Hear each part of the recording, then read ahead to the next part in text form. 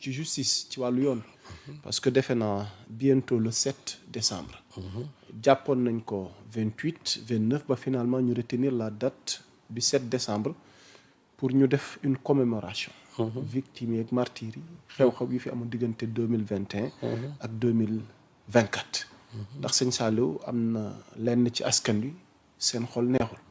ndax xalaatuñu woon ni daanaka dinañ dugg ñaari at te duñu situer les responsabilités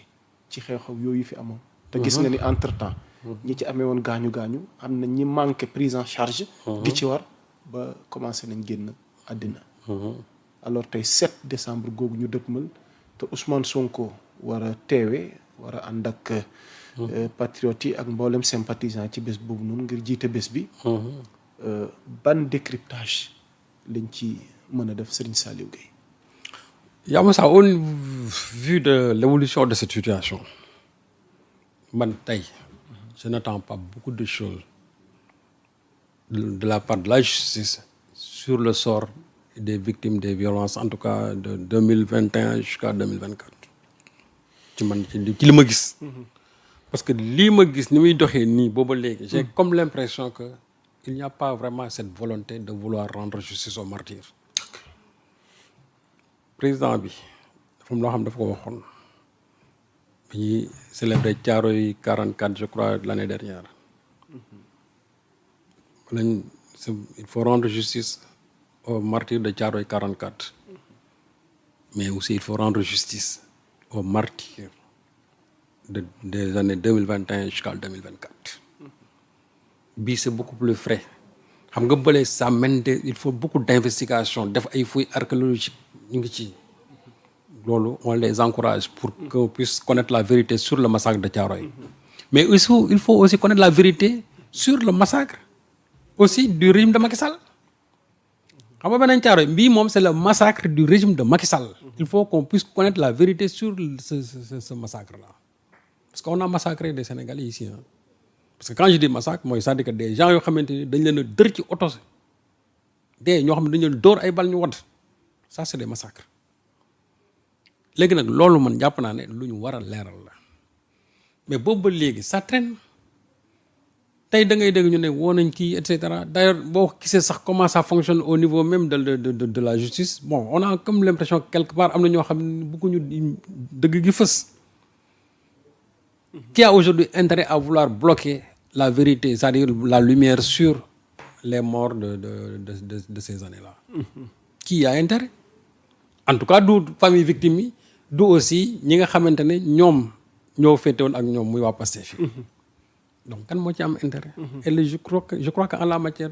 comme ni ko Sonko waxee woon on ne va pas rentrer dans le travail de la justice mais nag la justice est rendue au nom du peuple ñun am nañ sañ-sañ ñu ne justice bi il faut accélérer la cadence vraiment de ce côté-là seen liggéey métti na trop ils ont beaucoup de dossiers il y a une insuffisance aussi de comment dirais-je du personnel c'est vrai mais aussi il faut une certaine célérité dans le traitement des dossiers surtout concernant les massacres du régime de Macky Sall parce que actuellement nii situation bi ñuy traversé mooy ñi nga xamante ne ñoom ñoo loru ci mbir yi seen famille yi surtout mais ils commencent à désespérer koo ci waxal tey ñoom dañuy jàpp ne on ne va pas rendre justice à ces gens-là alors que ils sont battus pour que situation bi am tey gis nga président Diomaye su egsee fii mu egsi mais c'est grâce au sang versé de ces gens-là ak ñeneen ñi nga xam ne ils étaient sur le terrain jële ci ay gaañu-gaañu ak ñi nga xam ne dañ leen jàppoon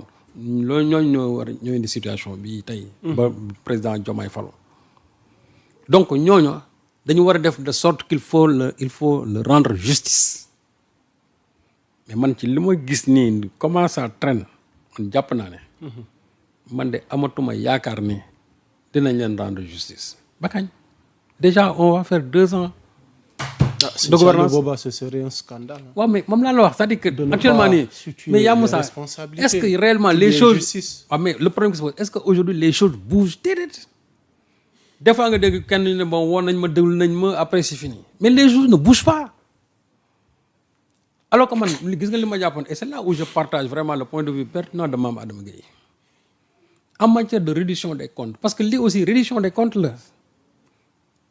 il faut que les gens rendent compte donc man jàpp naa ne en matière de réduction des comptes bu ñu ñëwee li ñu war a def mooy les dossiers prioritaires on les classe c'est-à-dire ñu ne lii mooy li nga xamante moom prioritaire et parmi les dossiers prioritaires mais les martyrs dañ ci bokk les personnes qui ont été massacrées par Macky Sall ñooñu dañ ci bokk moi je pense que le premier dossier judiciaire bu ñu war a mën a tijji mooy bii mais aujourd'hui j'ai l'impression que bon on préfère d'autres dossiers yi nga xamante ne à la longue ça finit tout simplement par un bracelet électronique ou bien ñenn yoo xam ne finalement ça finit par bon ñu libérer leen ñu dem ñibbi seen kër plutôt que vraiment d'activer les vrais dossiers yi nga xam ne sénégalais ci lañ leen di xaar côté boobu moom man de amatuma ci yaakaar parce que li waral chaque fois muy am manifestation yi mais c'est parce que les choses ne bougent pas vous pensez réellement aujourd'hui s'il y avait un traitement avec célérité de ces dossiers-là le premier ministre aurait trouvé le président de PASTEF aurait vraiment comment dirais-je trouvé l'opportunité ne dañuy def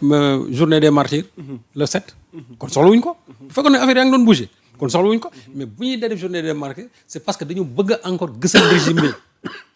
dañu la bëgg a gësam pour wax leen ne mais gestu leen ñi nga xam ne ñoo dewoon ci manifestation yi parce que boobu ba léegi waxuñu seen i mbir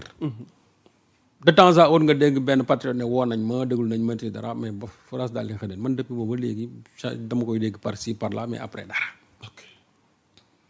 parce que les choses ne bougent pas on va faire déjà 2 ans de gouvernance Diomaye mais les choses ne bougent pas de ce côté. Mais Sëñ Saliou à ce stade comment doit se sentir notre chef de l'État? Mais on doit lui poser la question parce que moom il en avait fait un plaidoyer. Oui bien sûr ba ko waxoon moom dafa waxoon c'est-à-dire que moom loolu lu mu bindoon ci xolam la que ne il faut rendre justice aux martyrs moom aujourd'hui c'est vrai que il a envie mais man naa wax ne moom ci boppam ci foofu la bokkoon mais teg nañ ko lu métti mais ñi nga xamante ne moom à son niveau personnel mën naa baale mais ñi nga xamante ne nag ñoom dañ leen rey ñooñu tey amnistie couvrir ci kenn ñooñu ils ont été victimes de torture et d'assassinat dañoo war a xool ñan la mais quand je vois depuis un certain temps une certaine proximité buy commencer am entre l'ancien régime ak bon ñi nga xam ne actuellement ñoo nekk ci pouvoir bi bon je parle pratiquement du président Diomaye parce que quand je vois à travers la coalition Diomaye d'ailleurs sax dégg naa benn audio boo xamante ni quelqu'un qui a fait fuiter une audio en disant coalition Diomaye 2029 mais loolu de moom leer na parce que quand on dit waaw ñun waa coalition Diomaye 2029 loolu laa dégg mu wax ci seen coalition Diomaye de 2029 mooy c'est une coalition qui portera la candidature de Diomaye en 2029